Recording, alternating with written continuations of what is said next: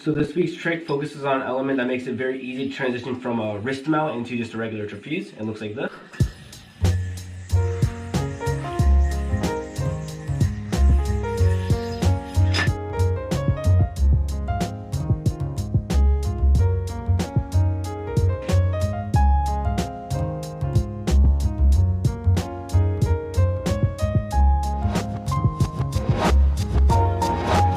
So every week I try getting the community to come together to invent a new combo using a certain element to try helping evolve yo-yoing. So if you want to be a part of it, just join me on my Discord or just tag me on my Instagram at sleeperyoyo. And I'd love to see what kind of tricks you guys can make up with us. And for the tricks I like the most, I love to make tutorials for them. And enjoy the trick.